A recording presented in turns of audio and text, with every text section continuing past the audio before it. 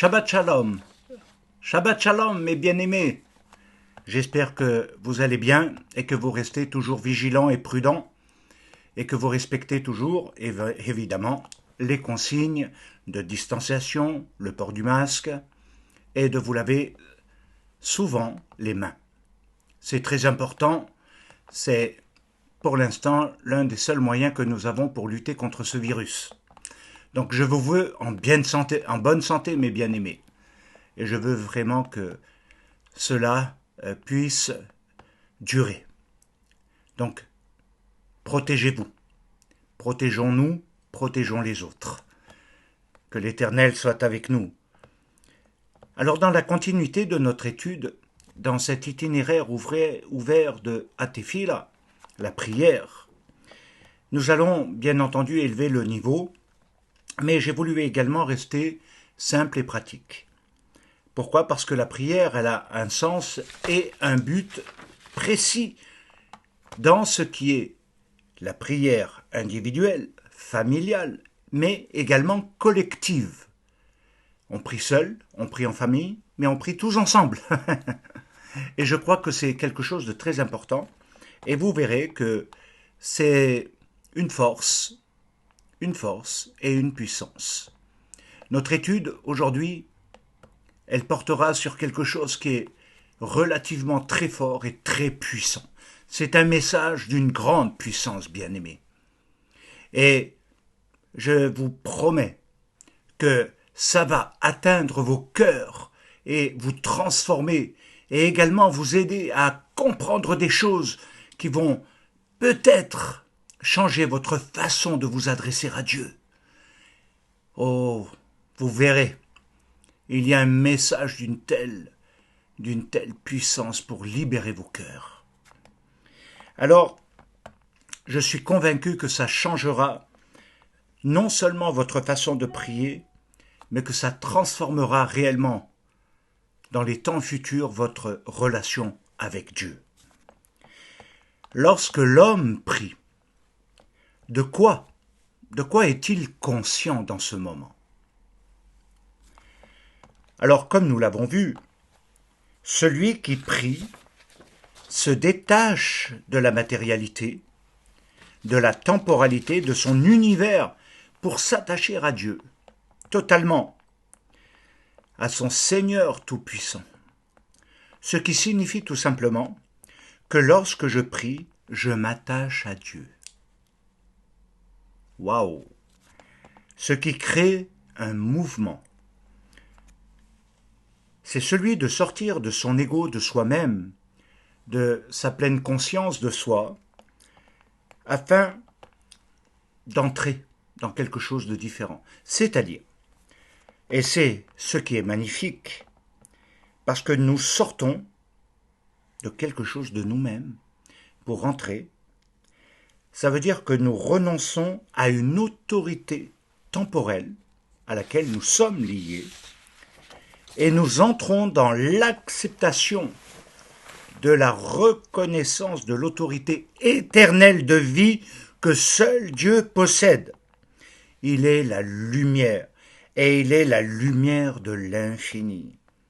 Il est à ce niveau-là de saisir la compréhension réelle de ces notions que nous allons ensuite développer. Dieu est au-dessus de tout, supérieur à tout. Et hors de lui, il n'y a rien d'autre. Rien n'existe. Rien n'est présent. Rien n'est au-dessus de lui. Bien-aimés, c'est la grandeur de Dieu qu'il nous faut réaliser quand on entre dans une forme de prière et que nous voulons véritablement nous mettre dans un face-à-face avec lui. Il nous faut avoir cette conscience de sa grandeur, qu'il est tout, qu'il est tout. On peut dire, avec une grande certitude, qu'il y a quelque chose qui paraît logique, c'est que s'il est au-dessus de tout, alors tout ce qui existe est en dessous de lui. ce qui se définit par un des noms de Dieu, El Elyon, le Dieu très haut. Et il apparaît pour la première fois dans Bereshit 14, au verset 18 à 20, avec ce que nous avons déjà pas mal étudié par rapport à Melchisédek, le roi de justice, le roi de Chalem, et avec tout ce que cela implique. Donc je ne vais pas revenir là-dessus, parce que je voudrais aller dans notre parcours et aller quand même plus loin, mes bien-aimés. Melchisédek, comme vous le savez, est prêtre du Dieu très haut. Il n'est pas prêtre d'un Dieu, non, il est le prêtre du Dieu très haut, El Elyon. Et ce lieu très haut, c'est un lieu de la lumière. C'est le lieu de la lumière infinie, celle qui existe et qui est non créée, qui est de toute éternité.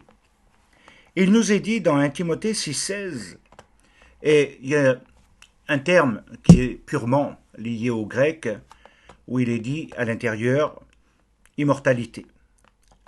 Alors, quand vous lisez 1 Timothée 6,16, ne lisez pas immortalité, mais essence de la vie, El Chaï, le vivant, le Dieu vivant, celui qui est.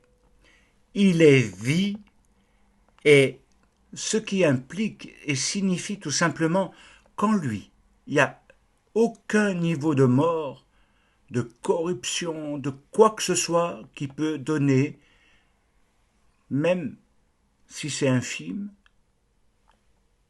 une destruction de l'existence et de la vie. Et c'est pour ça qu'il est El Chaï. Il est le Dieu vivant. Il est El Elyon, mais il est El Chaï. Et je vous invite à comprendre également que c'est ce qui donne le sens d'éternité. C'est de lui seul qu'émane la lumière. Or, Nietzal, en hébreu. Il habite une lumière inaccessible et à qui appartient la puissance éternelle. Et c'est extraordinaire. Il habite une lumière inaccessible. C'est quelque chose qui nous trouble. Alors je vous invite, bien-aimés, à entrer et à pénétrer maintenant dans la révélation, la compréhension de ce mystère. Si on revient un petit peu en arrière, et que nous regardons maintenant tout simplement un certain nombre de choses, eh bien, nous verrons naturellement ce qu'implique El Elyon, le Dieu très haut. Alors, la question que nous devons nous poser pour aborder cette entrée dans la Tefila, c'est comment accéder à ce qui est inaccessible et comment connaître ce qui est inaccessible, ce qui veut dire tout simplement impalpable, intouchable, invisible. Oh, mais comment peut-on?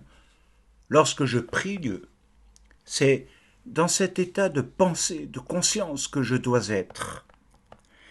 Sans une connaissance révélée de Dieu, par le Messie Yeshua, il n'y a pas de véritable connaissance. C'est une théorie que nous pouvons avoir, mais pas une connaissance d'expérience, de quelque chose de réel. C'est pour ça que nous pouvons parler de Dieu sans le connaître. Nous pouvons parler même de la Bible, nous pouvons parler de beaucoup de choses, sans avoir une relation existentielle avec lui, une relation d'expérience. Alors bien sûr, ça peut vous surprendre, mais néanmoins, c'est cela. Alors, c'est pourquoi il est nécessaire, maintenant, d'avoir ce qui est dans la pensée d'Israël, et que nous avions vu un petit peu au travers de ce terme d'A'at, connaissance.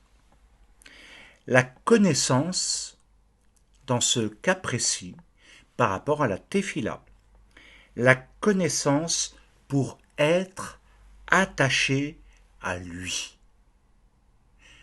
La connaissance pour s'attacher à lui. Et il se traduit, ce mot connaissance, par da'at. Mais si on veut l'approfondir dans la pensée d'Israël, il nous dit da'at elyon. C'est le principe de la connaissance supérieure. Une connaissance de ce qui est vrai, de ce qui existe. Par rapport à da'at tarton. Da'at tarton. Une connaissance inférieure. Autrement dit, nous avons deux niveaux de connaissance de Dieu, de son univers, de son monde. Soit nous avons une connaissance supérieure parce que nous sommes élevés, comme nous l'avions vu, ou alors nous sommes dans une connaissance inférieure, c'est-à-dire sous l'autorité de la temporalité, ou alors dans le cas de El Elyon, l'autorité éternelle. Ça change tout, mes bien-aimés. Dans cet instant, saisissez. Comprenez combien c'est grandiose. La dimension d'El Elyon, du Dat Elyon, c'est la connaissance du Dieu véritable, du seul Dieu, un seul Dieu. La connaissance inférieure, c'est ce qui a donné, malheureusement, naissance à l'idolâtrie, c'est-à-dire que n'ayant pas la connaissance révélée de Dieu, du Dieu un, du Dieu Echad, de ses voies, alors ils ont toutes sortes d'autres dieux, des dieux pour chaque chose, pour tout. C'est ce qu'on appelle communément l'idolâtrie, parce qu'il n'y a pas du tout, mais alors pas du tout, il n'y a pas de connaissance révélée. Sans cette connaissance révélée, je ne connais pas. Je ne peux connaître que ce que je fais, ce que l'homme fabrique, les croyances, les idéologies liées à l'idolâtrie, qui peuvent se traduire aussi par des traditions, des coutumes, des pratiques, des doctrines, et tout ce que vous voulez. Et la connaissance révélée, elle nous donne un autre niveau de vie, d'existence et de relation, mais aussi de compréhension dans ce que nous faisons. Et il nous est dit quelque chose au travers de Yeshua, qu'il a véritablement enseigné, c'est-à-dire que cette connaissance supérieure, c'est le monde où il n'y a pas de mort, de lien, de tristesse, etc. C'est un monde de vie.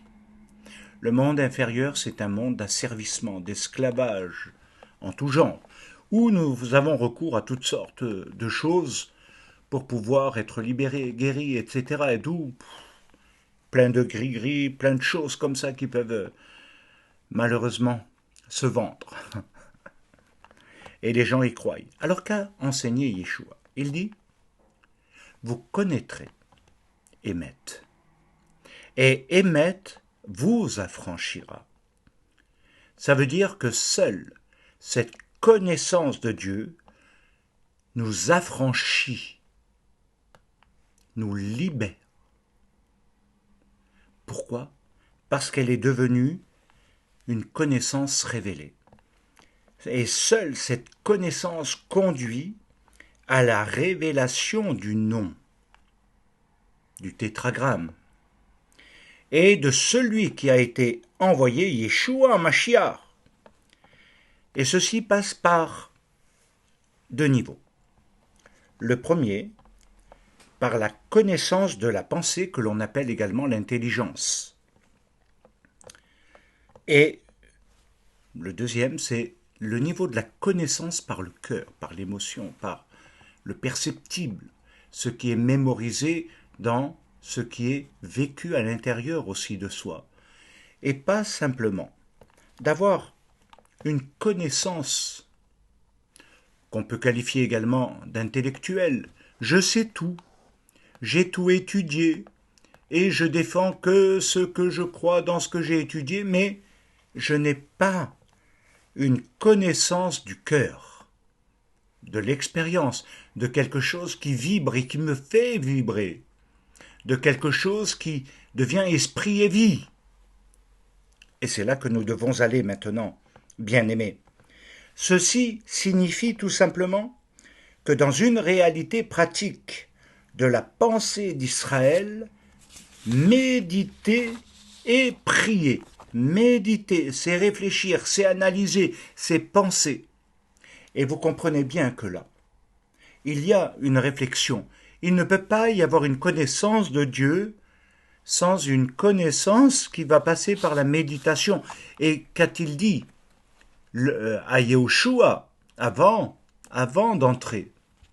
Il lui a dit que la Torah, le seul livre qu'il lui a autorisé, il lui a dit que la Torah ne s'éloigne pas de ta bouche et de ton cœur. Tu les médites, mais également méditer a le sens de mâchouiller, c'est-à-dire quelque chose qui va descendre. Pas qui va rester en surface, où il va dire « Ah, c'est beau, oh, c'est merveilleux », et puis, bon, ça n'implique rien dans ma vie. Médite-le jour et nuit pour que tu aies du succès dans toutes tes entreprises. Il y a donc un niveau de la réflexion, un niveau de l'analyse, un niveau de l'étude. Méditer, nous le verrons certainement, va beaucoup plus loin que ça, parce qu'il y a une formation de la méditation, c'est-à-dire la formation de la pensée, parce qu'elle détermine toutes les actions, et elle agit pratiquement sur toutes les sphères de notre corps et de notre cœur et de notre âme. C'est extraordinaire, bien-aimés. Si nous entrons dans cette étude, peut-être dans la formation, vous verrez que c'est puissant. C'est quelque chose d'extraordinaire. Alors bien sûr que je suis conscient que beaucoup méditent, pensent qu'il suffit simplement de réfléchir ou de faire 2-3 petits trucs. Non, méditer, ça va beaucoup plus loin. Parce que c'est la méditation qui nourrit la prière. Et là, elle rejoint le cœur. Parce que la prière, c'est le service du cœur. Baruch Hashem. La prière, c'est le service du cœur. Donc Dieu me parle, j'analyse, je comprends. Et j'intègre. Et ça me fait prier. Et une tefila s'élève de mon âme, de mon cœur, pour le glorifier, pour le bénir. Vous savez, ça change nos sentiments, notre façon d'exprimer. Au lieu de comprimer, d'intérioriser, de garder et de rester stoïque, quelque part, sans montrer quoi que ce soit, tout à coup, ce qui était bloqué est débloqué. Et c'est une véritable libération. Alors, méditer et prier, c'est unir la pensée et le cœur. On ne peut pas avoir d'action sans amour, bien aimé. On ne peut pas servir Dieu sans l'aimer, de tout son cœur, de toute son âme et de toute sa pensée. Rappelez-vous bien. Il n'est pas possible de dire seulement la prière et le reste n'a pas d'importance, je prie comme les païens prient. Les païens prient. Non, ça va beaucoup plus loin que ça. Ce qui donne, en réalité, au travers de cela, une orientation, une communication et un merveilleux face-à-face avec Dieu. Ce sont ce que l'on peut appeler les niveaux des mouvements intérieurs qui vont complètement transformer votre vie et ma vie, qui vont transformer votre vie de famille. Oh, si vous compreniez cela, ayez une pratique, n'ayez pas seulement une pensée, une compréhension, où vous posez des questions sans cesse, on va dire, ou de toujours polémiquer sur telle et telle chose. Méditez, réfléchissez, analysez, mâchouillez, et faites descendre dans le cœur. et que la prière devienne la vie de votre méditation. Mon Rav disait toujours, la prière n'est que le prolongement de sa méditation. Voyez, la prière n'est que le prolongement de la méditation. Je médite sur Dieu jour et nuit, disait le psalmiste. Et il était en prière, et quand on lit les paroles, on lit les paroles. Ce qui est exprimé s'élève et nous élève spirituellement, mais aussi nous libère. Ce sont des mouvements intérieurs. Alors maintenant, abordons notre sujet qui nous démontre que justement, en ayant bien à la pensée qu'il ne faut pas séparer, comme dans la pensée grecque et la philosophie grecque, compartimenter, rationaliser, etc. Non. Ou d'être dans quelque chose de cartésien, et puis voilà. Malheureusement, ça reste sans vie. Mais dans quelque chose qui crée un mouvement de vie. Un mouvement de vie. Entre le haut et le bas. Un mouvement. Une orientation. Et, comme je l'ai dit, une communication. Mais également, ce qui devient extraordinaire, c'est d'entrer dans le face-à-face. Se voir. Oh là là, se voir être vu. Alors, une fois que l'on a saisi cela, il nous faut dire que la tefila, contrairement à ce que beaucoup pensent et où beaucoup de choses se mélangent, la tefila en elle-même porte 10 noms. Et il faut différencier tout de même la tefila, qui est la prière, comme on va le voir, des prières de bénédiction, les brachot, et les prières quand il est chanté, que l'on trouve abondamment dans les Tehillim, dans les psaumes, qui sont encore une autre forme d'expression. Et oui, bien-aimés, peut-être n'avez-vous pas pensé à cela, mais il y a la prière où l'on parle, c'est verbal, parce qu'elle traduit quelque chose de nos émotions, de nos sentiments, en nous adressant à Dieu, dans une connaissance révélée, encore une fois. Le chant a une fonction différente. C'est ce que nous pourrions appeler également, parce qu'il y a différentes formes de chant. Il y a la louange et il y a toutes sortes d'autres façons, les prières qui se chantent, etc., qui s'élèvent à Dieu, parce qu'elle élève l'âme, elle élève quelque chose qui émane du tréfonds de soi, dans une grande profondeur. Et ce n'est pas par hasard que David jouait de l'harpe, et que la plupart des psaumes qui sont les plus merveilleux viennent du roi David. Une prière accompagnée par une musique, un son, un son. Méditez, bien-aimés, méditez cela dans vos moments, dans ces moments très particuliers justement, encore plus, méditez cela. La prière revêt donc 10 noms différents, et je crois que c'est quelque chose de merveilleux parce que Asara Leshonot Nikret Tefila, qui inclut les caractéristiques particulières. La première mention, elle est dans Shemot, dans le livre de l'Exode, et je crois que c'est très important parce que dans le livre de l'Exode, nous trouvons justement un certain nombre de choses qui vont vous parler, nous parler. Et vous allez voir, c'est extraordinaire. Dans Exode au chapitre 2 et au verset 23, il nous est dit, tout simplement, longtemps après le roi d'Égypte mourut, et les enfants d'Israël gémissaient encore sous la servitude et poussaient des cris. Ces cris que leur arrachait la servitude montèrent jusqu'à Dieu. Dieu entendit leurs gémissements et se souvint de son alliance avec Abraham, Yitzhak et Jacob. C'est ce que l'on appelle la prière de supplication qui, en hébreu, est Shavea. Shavea est le premier nom. Et Shavea, c'est la prière de supplication. Qu'est-ce que c'est? Israël gémissait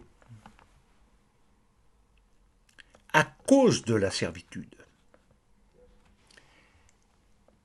Parce qu'elle est liée à, tout simplement, on va le dire, elle est liée à la situation du présent,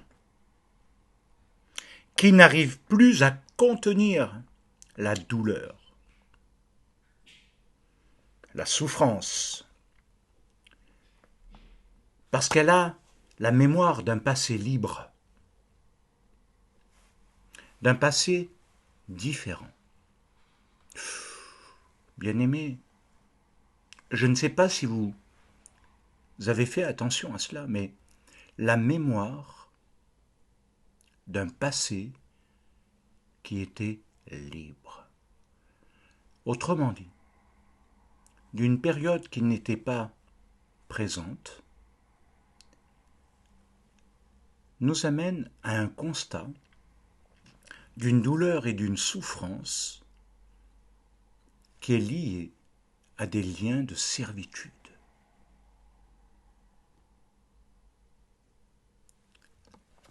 Alors, bien-aimés,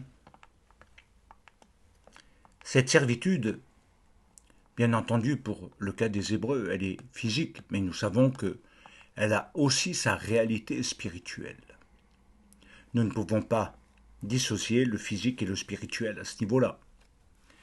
Il y a effectivement le domaine physique, mais il y a également le domaine spirituel. Donc restons très vigilants à ce niveau-là. Alors, nous avons vu, Shavea, la supplication. Elle implique le fait de reconnaître que la force, la puissance de la servitude ne peut être vaincue n'importe comment. Elle a des règles. Et ça veut dire qu'elle exerce une telle pression dans la vie de l'âme, du cœur, mais également physiquement, qu'elle devient comme quelque chose d'insupportable. Je dirais même d'invivable. Parce que la force, la puissance de la servitude, elle ne peut être vaincue que par Dieu. Comme nous le savons, vous connaîtrez la vérité, vous connaîtrez Émet, et Émet vous affranchira. Si donc le Fils vous affranchit, vous deviendrez libre.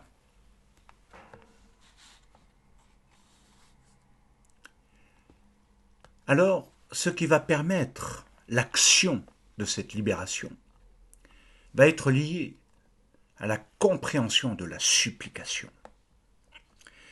Ce que je suis en train de vous dire, c'est que la supplication, elle exprime quelque chose. On ne supplie pas simplement pour obtenir quelque chose comme ça, temporairement, par rapport à des choses qui ne sont peut-être pas obligatoirement très utiles ou superficielles. Mais la supplication, c'est faire monter, exprimer sa souffrance à Dieu. C'est faire monter et exprimer sa souffrance. Vous savez, j'ai tellement pu remarquer dans mon existence Les gens parlent facilement de beaucoup de choses, mais n'expriment pas leur souffrance. Ils parlent de leur souffrance, mais parler de la souffrance qu'on peut parler de cuisine ou de je ne sais quoi, ou d'essayer d'attirer la pitié, de la gentillesse ou de la bonté ou de la compassion, peu importe, je ne sais pas. C'est une chose, mais exprimer. En hébreu, ça signifie faire monter du très fond de soi, de ce qui est au plus profond, qui constitue notre douleur, de la dire. De la dire en suppliant. La prière de supplication, c'est s'engager à supplier Dieu réellement pour qu'il entende notre douleur et notre souffrance. Et c'est ce qui nous conduit au deuxième terme, deuxième nom de la tefila, tseaka, le cri. Et vous comprenez que là, nous évoluons dans quelque chose qui va au-delà de simplement un parler d'un certain nombre de choses. Et là, il s'agit de tseaka, le cri. Le cri que leur arrachait leur servitude. Le cri est monté à cause de leur servitude. Littéralement, il est dit dans le texte que nous avons lu tout à l'heure de Shemot. Il est dit, ils crièrent dans un collectif. Et cela veut dire qu'il y a une souffrance individuelle, c'est vrai, mais il y a une souffrance collective également que l'on oublie très souvent. La souffrance d'une nation, d'un peuple, qu'on peut aussi traduire par des souffrances familiales aujourd'hui, des souffrances sociales, etc. Ils crièrent dans un collectif et monta leur cri au secours, c'est littéral, vers Dieu. Et monta vers Dieu. Oh, extraordinaire, parce que peut-être vous ne l'avez jamais envisagé ainsi. Mais la douleur, la souffrance, elle doit trouver un moyen de sortir et de s'orienter sur quelque chose qui va libérer. Bien-aimé, c'est extraordinaire. Extraordinaire, quelle que soit la puissance qui a servi, quel que soit le lien, quelle que soit la force, la diction, on pourrait dire, même aujourd'hui.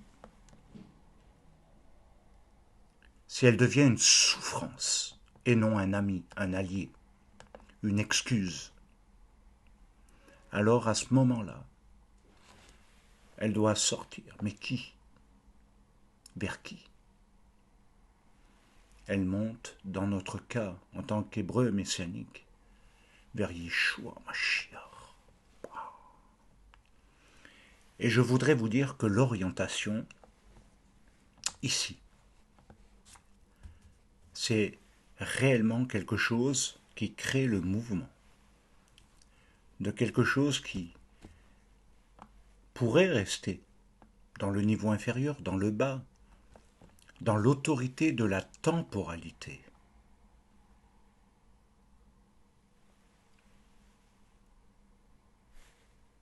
Qui a ses lois, ses règles.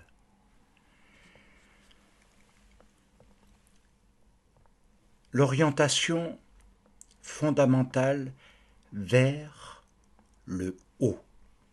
Ce cri est fait pour qu'il monte. Et ce cri a dû être extrêmement fort, important à nuancer dans ce cas-là.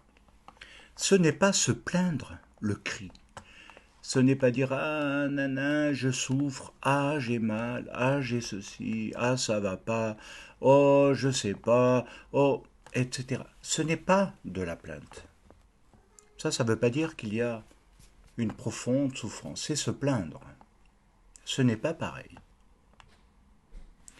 Par contre, le gémissement, le soupir du gémissement, mais également ce que l'on a vu là maintenant, ce cri qui monte, qui s'oriente et qui a un son extrêmement fort,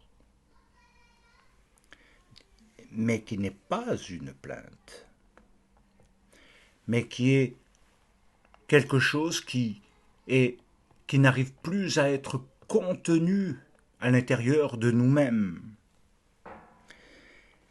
Et c'est là qu'il y a quelque chose d'extraordinaire qui se passe quand je vous dis que ça crée un mouvement. Dieu entend. Dieu entend. Dieu entend le cri du malheureux. Il entend la prière du malheureux, c'est vrai, mais il entend le cri du malheureux. Alors, ce n'est pas de dire « je suis malheureux, je vais pas bien, il y a des moments je vais mieux, etc. » Non. Ça, non, non. Mais quand on crie, vous savez ce qui se passe? On est courbé de douleur. Et à un moment donné, les mots, les expressions habituelles, régies par notre intelligence, parfois qui sont calculées, dans les formulations, les phrases bien construites, pour expliquer, exprimer toutes sortes de choses. Le cri. La douleur est tellement intense, tellement insupportable, qu'elle nous courbe, physiquement et spirituellement. Elle nous courbe.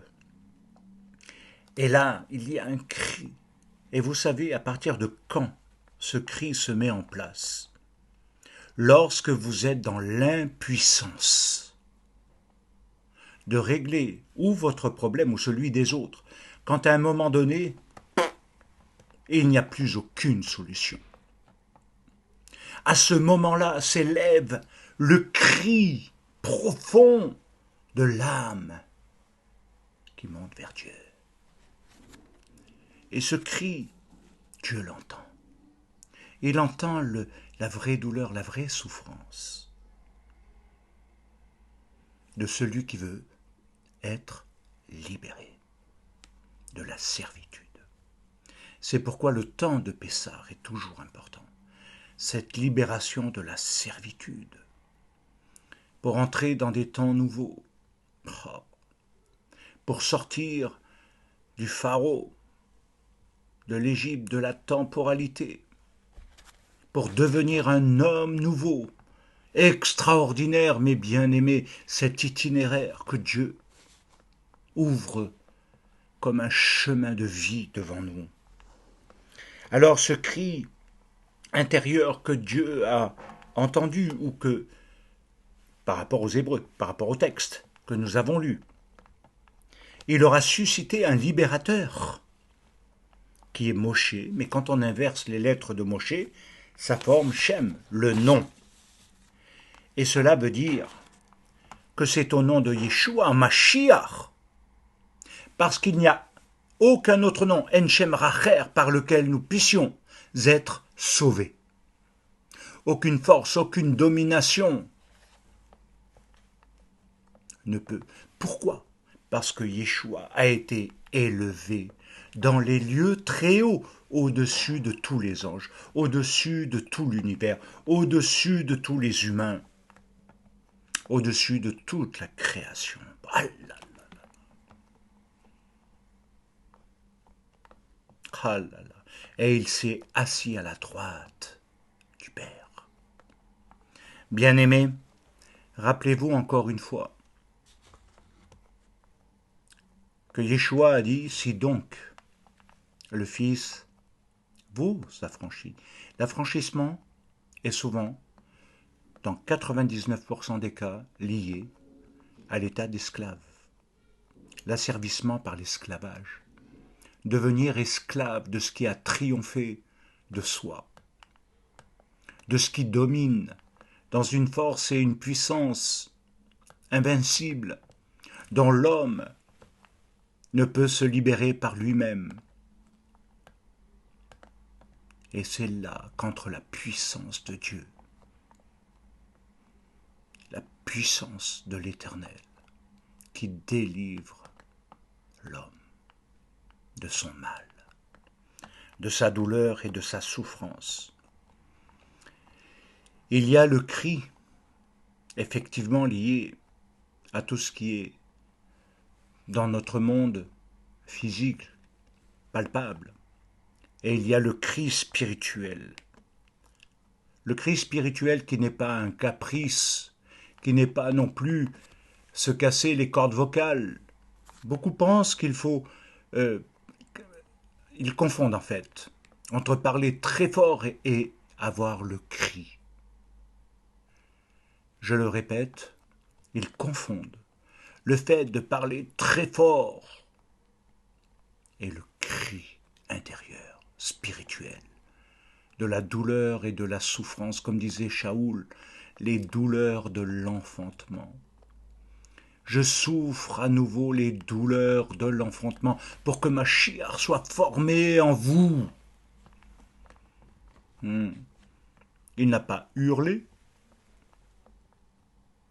mais il avait une souffrance qu'il a exprimée jusqu'à ce que ma chiar soit formée en vous.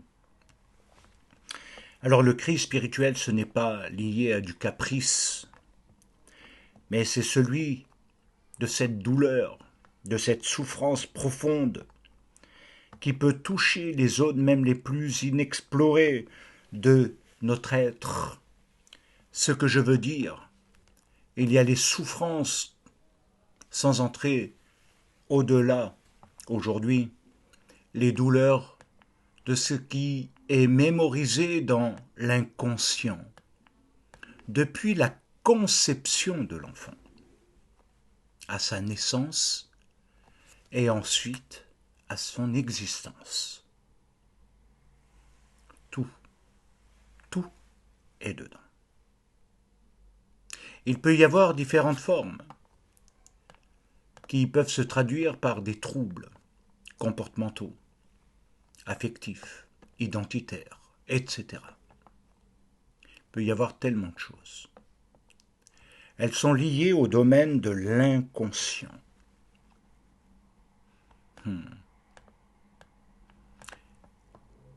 Un enfant qui n'a pas été désiré aura toujours un sentiment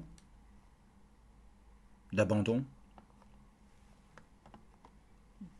de ne pas être voulu, de ne pas être accepté, globalement, sans entrer dans tous les détails.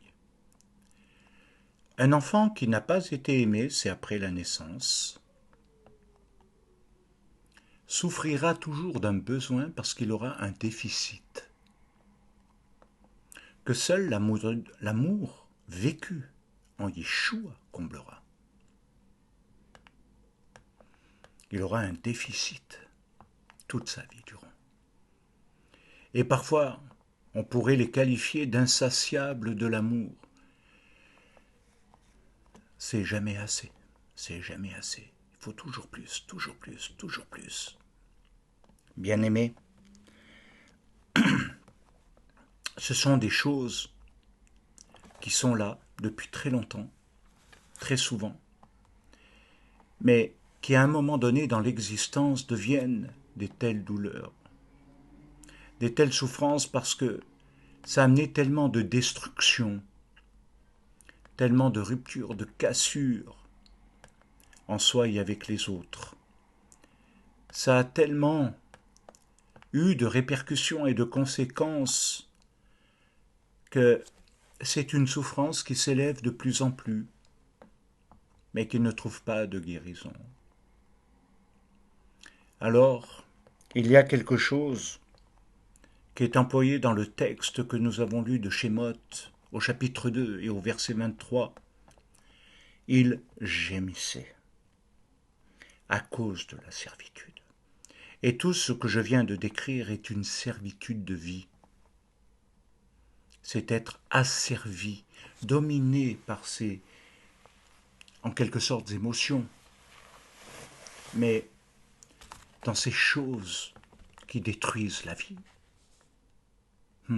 Bien-aimé, bien-aimé, j'aimerais tellement qu'en cet instant vous entendiez. Ne mettez pas de bouclier de façade devant votre cœur en niant vos souffrances, ce qui s'est passé. N'accusez pas non plus les autres. J'ai pas été aimé, c'est la faute de mes parents. Je n'ai pas eu ceci, c'est parce que cela. C'est la faute du gouvernement, c'est la faute de ça, c'est la faute de tel ou un tel. Arrêtez. Arrêtez, stop. Stop. Reconnaissez. Vous souffrez parce que votre âme souffre. Vous souffrez parce que la souffrance, elle s'est camouflée dans votre inconscient. Et qu'elle domine. Et que, malheureusement, elle conditionne. Alors, si nous voulons comprendre, il est dit, il gémissait à cause de la servitude.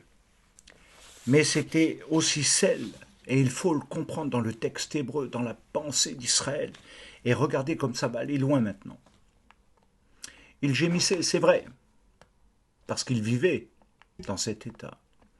Mais en réalité, il gémissait à cause de la souffrance de leur père. Bien-aimé, c'est une révélation extraordinaire là.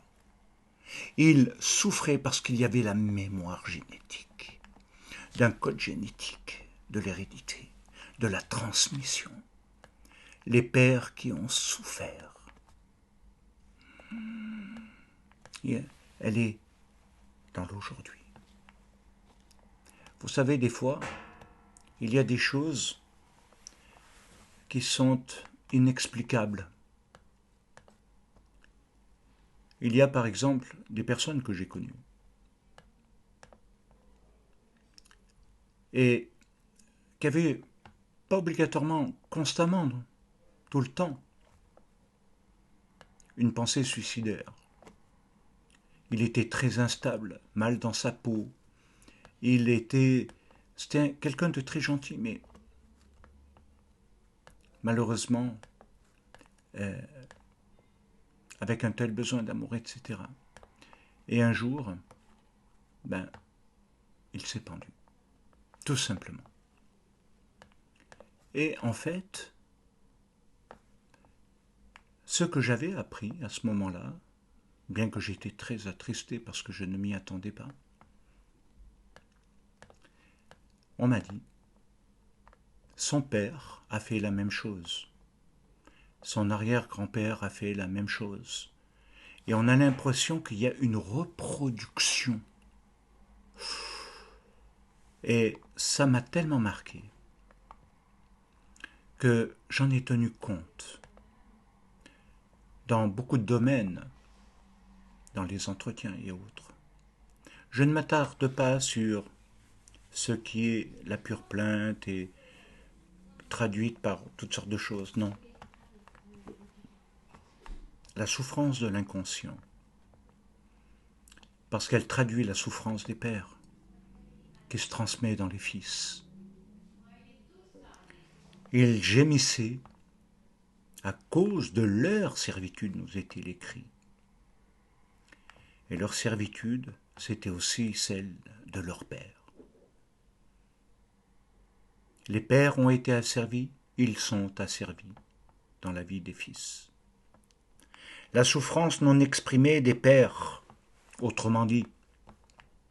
Aujourd'hui, nous avons la chance d'avoir toutes sortes de personnes pouvant écouter, même de manière professionnelle, psychothérapeutes, psychanalystes, pasteurs, rabbins, prêtres, etc., partout. Mais Il y a eu une époque où ce n'était pas le cas. Et ça change tout. La souffrance des pères, elle va s'exprimer tôt ou tard, sans qu'on sache pourquoi, comment. Elle va s'exprimer dans les fils. Et c'est les fils qui doivent ressentir au plus profond d'eux-mêmes cette douleur et cette souffrance et cette compréhension pour actionner le levier de la libération, qui est celui de l'affranchissement et de la délivrance, de ces liens qui maintiennent captif la pensée et même dans le subconscient. Voilà jusqu'où ça va. Bien-aimés, c'est un message extraordinaire. Extraordinaire, alléluia, c'est quelque chose de merveilleux. Vous pouvez, là où vous êtes, vivre quelque chose d'extraordinaire et créer un événement dans votre vie qui n'a jamais eu lieu. La délivrance, elle est liée maintenant au troisième nom de la prière, Néaka. Néaka, c'est le soupir du gémissement, comme on l'a introduit.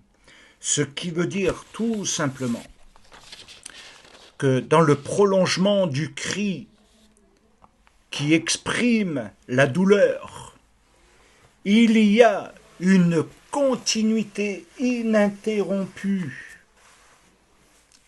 Une continuité ininterrompue qui s'exprime par des soupirs et des gémissements.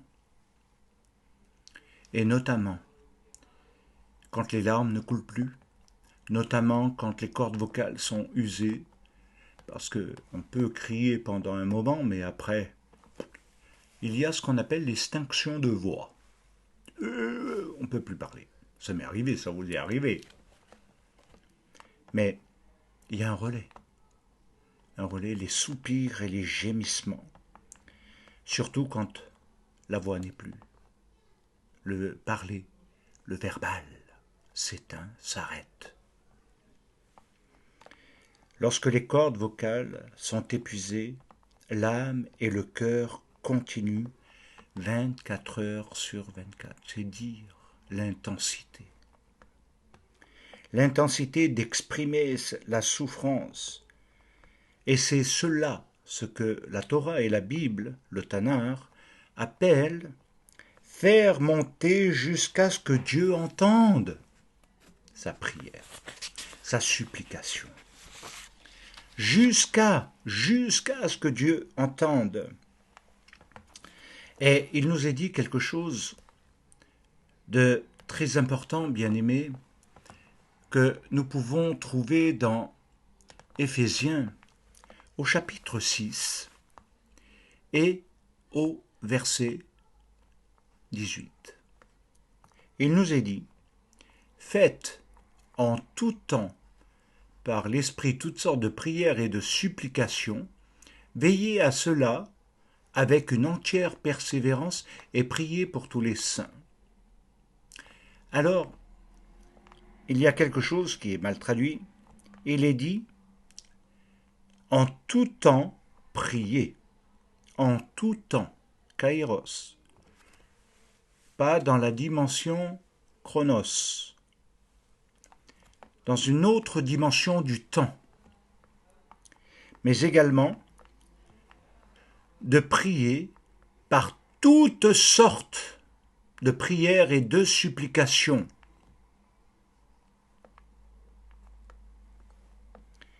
Par l'esprit. Mais en réalité, littéralement, c'est en votre esprit. Ça veut dire dans la partie la plus profonde de vous-même, le conscient et le subconscient, par exemple. Les parties les plus cachées, les plus invisibles. Bien-aimés, priez en tout temps par toutes sortes de prières, en votre esprit. Pourquoi? Parce que c'est le lieu de notre combat. Tout est lié à ça. Et c'est ce qui nous donne le quatrième nom par rapport à la prière et que nous trouvons dans le prophète Jérémie au chapitre 7, excusez-moi, au chapitre 7, décidément, c'est le verset 16. Et toi, écoutez bien, n'intercède pas en faveur de ce peuple, n'élève pas pour eux ni supplication ni prière, ne fais pas des instances auprès de moi, car je ne t'écouterai pas. Ne vois-tu pas ce qu'ils font dans les villes de Yehuda et dans les rues de Yerushalayim?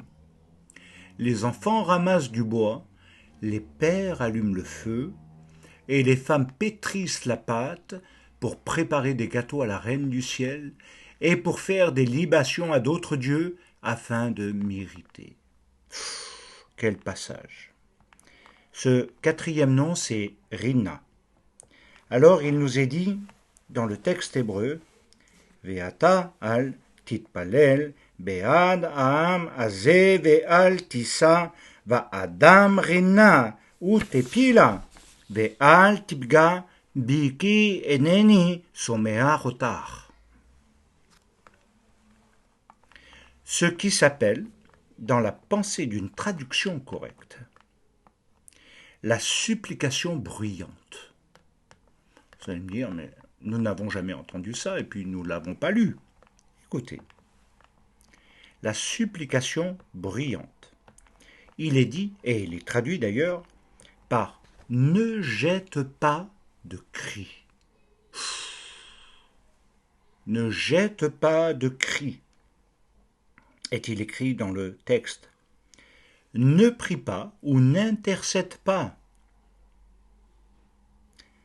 car je ne t'exaucerai pas.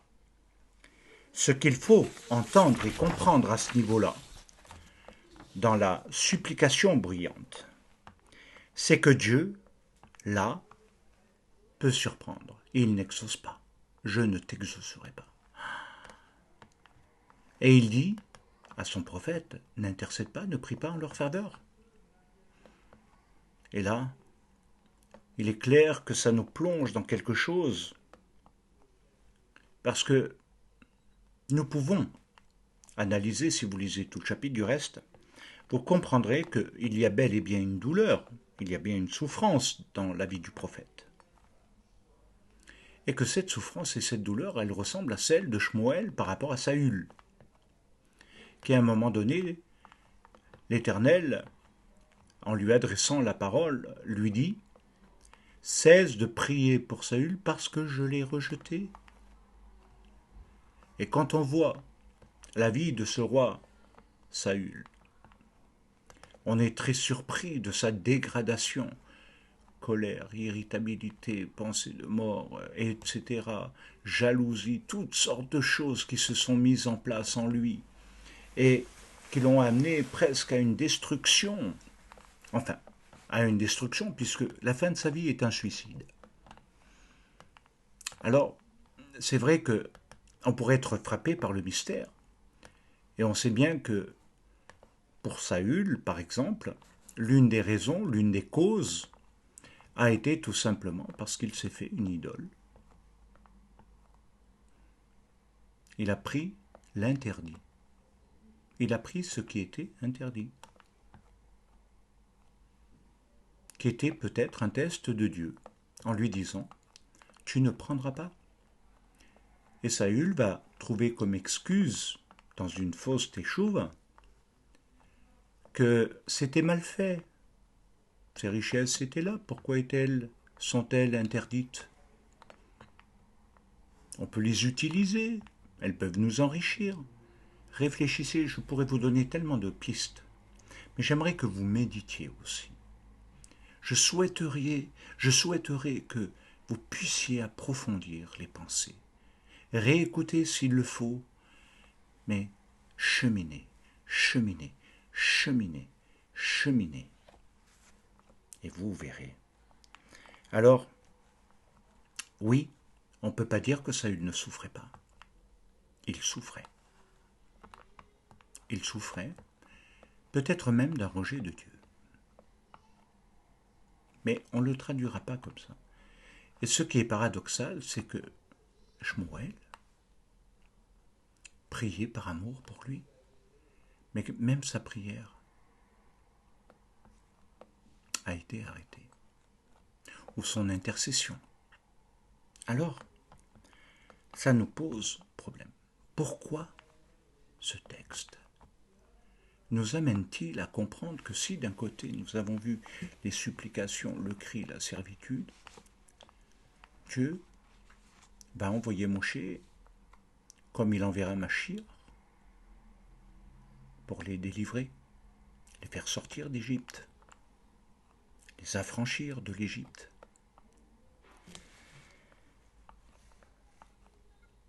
Et que là, il va dire, non, non, stop, ne prie pas, pas dans ce temps, pas dans ce vécu-là, pas dans ce vécu dans lequel ils sont entrés volontairement, comme une défiance.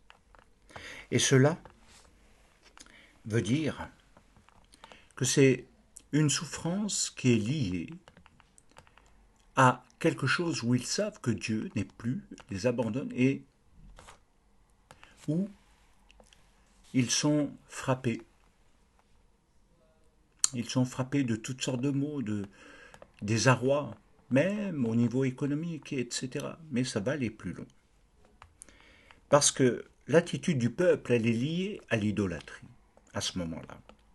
Ce qui signifie, tout simplement, qu'il veut être délivré sans quitter le mal. C'est-à-dire qu'il n'y a aucune véritable teshuva en eux, comme Saül.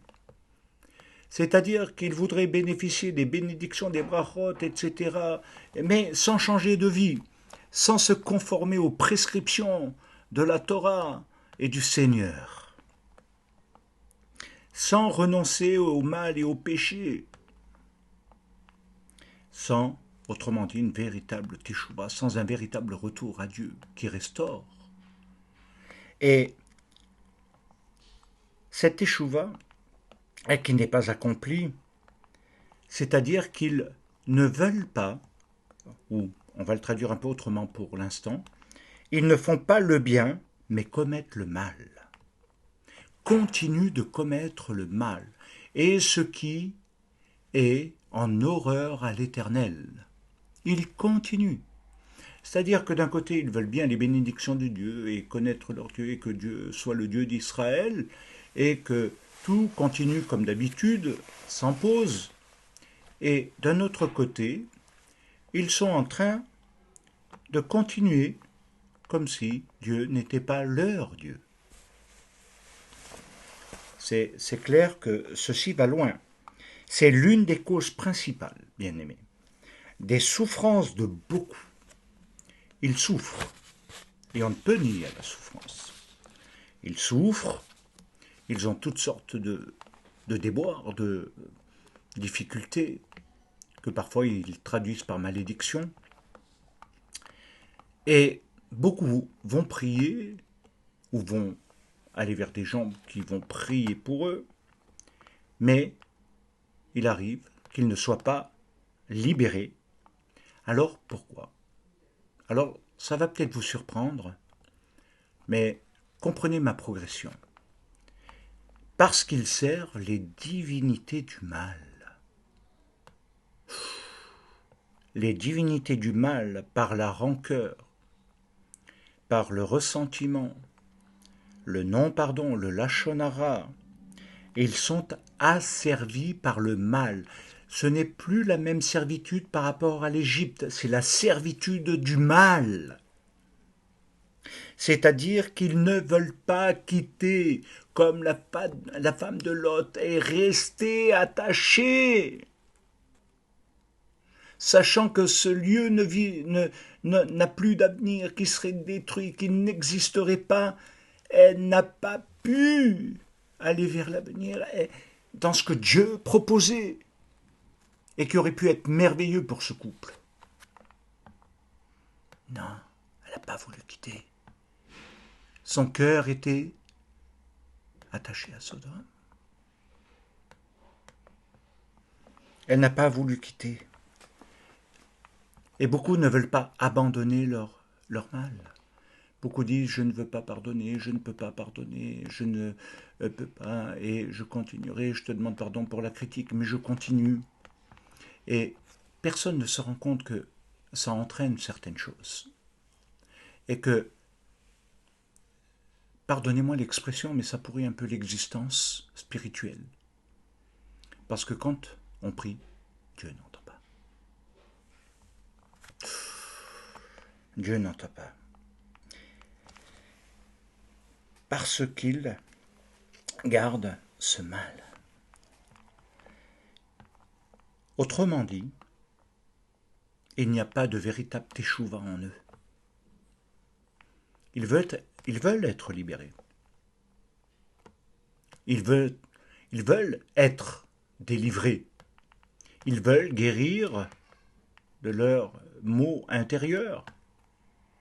Mais ils ne font pas de vrai teshuva. Ils attendent peut-être de la compassion des uns et des autres, des paroles encourageantes, des promesses qui sont faites pêle-mêle.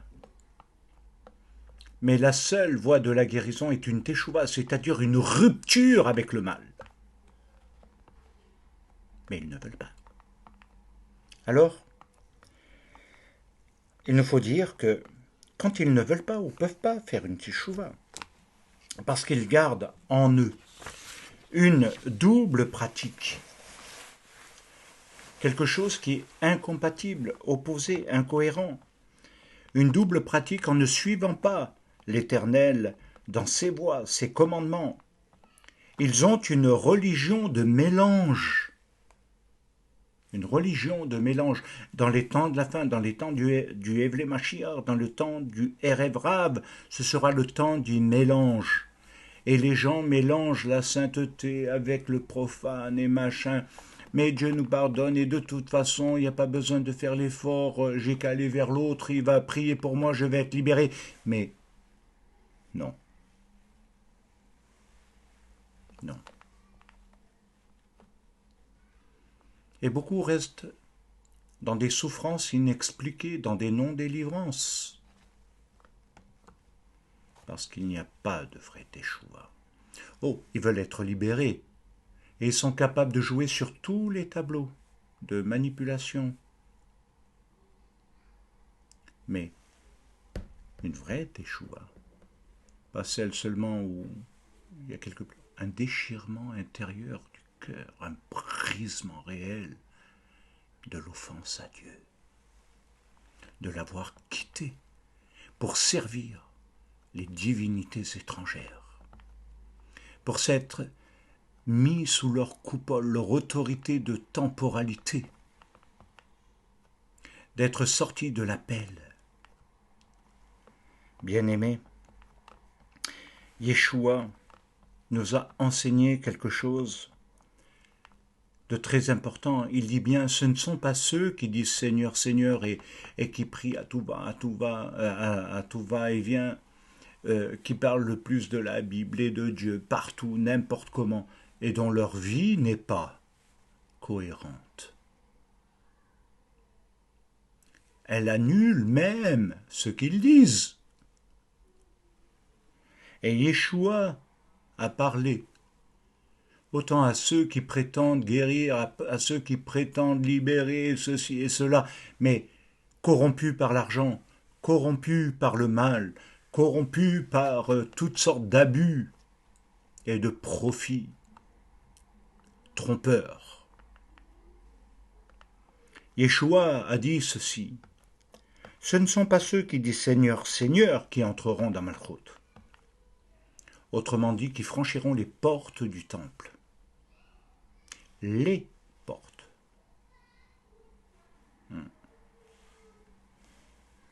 Mais ceux qui font la volonté de mon Père.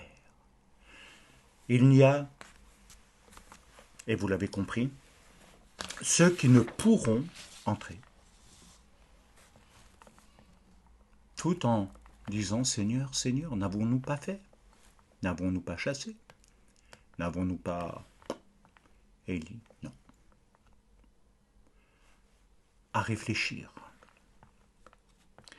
Alors, prenons un texte maintenant qui va nous acheminer vers la conclusion qui est extraordinaire. C'est dans le chapitre 14 de Jérémie, dans le verset, enfin, pas le verset, on va dire, à partir du verset 11, où il nous est dit ceci.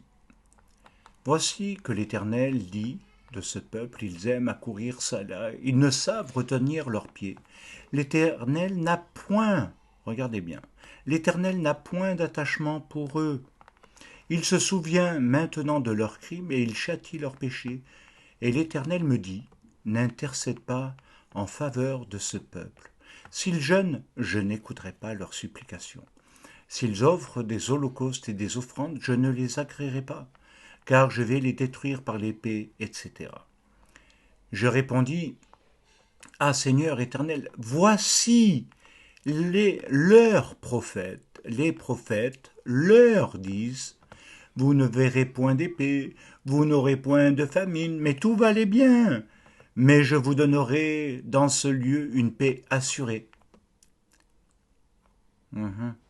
Et l'Éternel me dit, c'est le mensonge que prophétisent en mon nom les prophètes. Je ne les ai point envoyés, je ne leur ai point donné d'ordre, je ne leur ai point parlé. Ce sont des visions mensongères, de vaines prédictions, des tromperies de leur cœur qu'ils vous prophétisent. Vous avez entendu les termes, c'est extraordinaire. C'est pourquoi ainsi parle l'Éternel sur les prophètes qui prophétisent en mon nom sans que je les ai envoyés et qui disent il n'y aura dans ce pays ni épée ni famine. Ces prophètes périront par l'épée et par la famine. Et ceux à qui ils prophétisent seront étendus dans les rues de Jérusalem par la famine et par l'épée. Et il n'y aura personne pour leur donner la sépulture, ni à eux, ni à leurs femmes, ni à leurs fils, ni à leurs filles. Je répandrai sur eux la méchanceté. Dis-leur cette parole. Les larmes coulent de mes yeux nuit et jour. Retenez cela. Et elle ne s'arrête pas, car la Vierge, fille de mon peuple, a été frappée d'un grand coup, d'une plaie douloureuse. Si je vais dans les champs, voici des hommes que le glaive a percés. Si j'entre dans la ville, voici des êtres que consume la faim. Le prophète même et le sacrificateur parcourent le pays sans savoir où ils vont. As-tu donc rejeté, Yehuda? Ton âme a-t-elle pris Sion en horreur? Pourquoi nous frappes-tu sans qu'il y ait pour nous de guérison? Nous espérions la paix, et il n'arrive rien d'heureux. Un temps de guérison, et voici la terreur. Éternel, nous reconnaissons, regardez, Éternel, nous reconnaissons notre méchanceté, l'iniquité de nos pères, car nous, anachnou, car nous avons péché contre toi. À cause de ton nom, ne méprise pas, ne déshonore pas le trône de ta gloire. N'oublie pas, ne romps pas ton alliance avec nous. Parmi les idoles des nations, en est-il qui fasse pleuvoir? Où est le ciel qui donne la pluie? N'est-ce pas toi, Éternel notre Dieu? Nous espérons en toi, car c'est toi qui as fait toutes choses. Il y a tellement de choses à dire, et le temps passe tellement. Le message des faux prophètes n'est que fausse révélation, même sur votre état.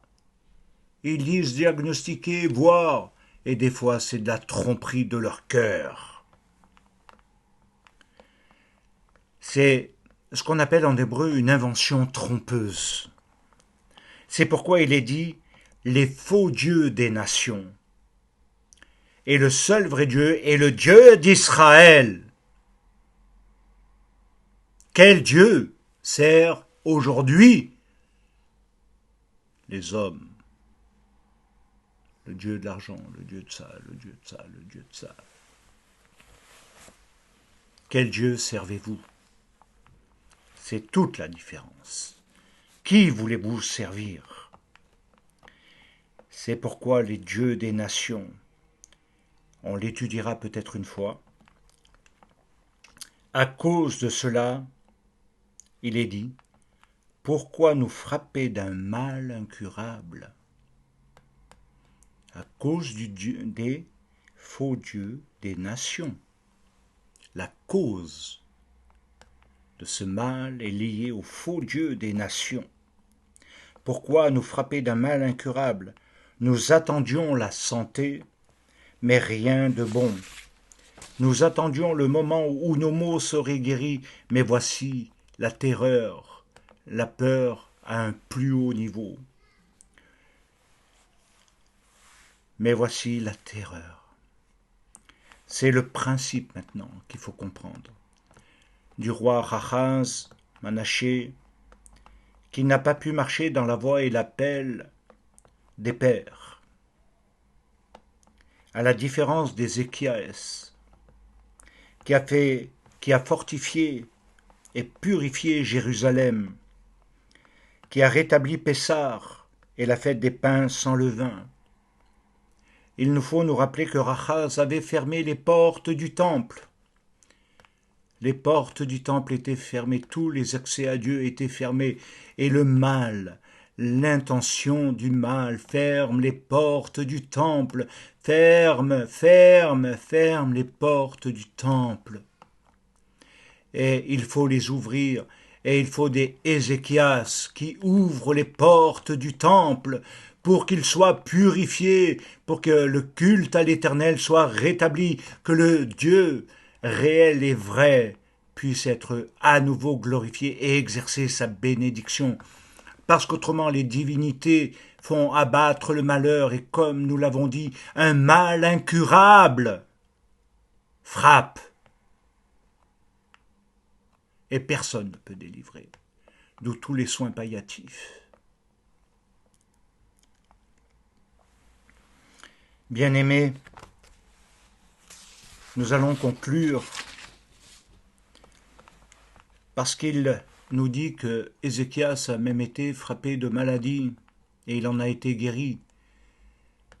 Et le temps de sa guérison, ça a été quelque chose d'extraordinaire parce que normalement il devait partir. Et l'Éternel lui a accordé un sursis de vie. Mais ce sursis de vie a été mal utilisé. Il s'est détourné, malheureusement. Lui qui avait fait le bien, il s'est détourné. Alors, bien-aimé, Dieu exauce toujours la prière d'un vrai tzaddik. Il n'exauce pas la prière du méchant, du rachat, de celui qui prie avec une malveillance, une mauvaise intention, quelles que soient ses motivations. Dieu exauce toujours la prière du vrai tzaddik, c'est-à-dire du juste. Le Seigneur désire que nous soyons guéris de tous nos maux et que sa bénédiction soit sur les pères et sur les fils de génération en génération. Que Dieu bénisse nos pères, c'est-à-dire ceux qui nous ont enseigné les voies de l'Éternel, ceux qui nous enseignent encore ces voies, pour que nos fils se construisent dans leur vie spirituelle, mais aussi dans leur vie sociale, économique, familiale, etc. Alors pour cela, quittez les faux dieux des nations. Quittez les faux dieux des nations et leurs faux prophètes. Faisons teshuva dans une véritable théologie juive messianique, épurée de tout mal et de tout ce qui a corrompu la parole de Dieu par le paganisme. Et il nous guérira. Il nous rétablira et il nous enseignera dans toute la vérité. C'est ce qui nous est dit dans Yohanan au chapitre 16, pardon, excusez-moi, au chapitre 16 et à partir du verset 13, enfin le verset 13 essentiellement. Quand le consolateur, même si c'est mal traduit, sera venu, l'esprit de vérité, il vous conduira dans toute la vérité, car il ne parlera pas de lui-même, mais il dira tout ce qu'il aura entendu. Il dira tout ce qu'il aura entendu. Ça, c'est le maître et le Talmud.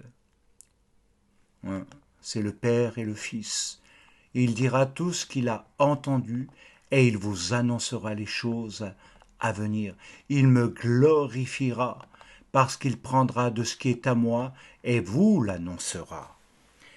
Oh bien-aimés, que Dieu vous bénisse, que Dieu vous accompagne et que son esprit, sa joie, HaKodesh soit sur vous et que vous puissiez réellement vivre et découvrir quelque chose d'extraordinaire, de nouveau dans votre vie.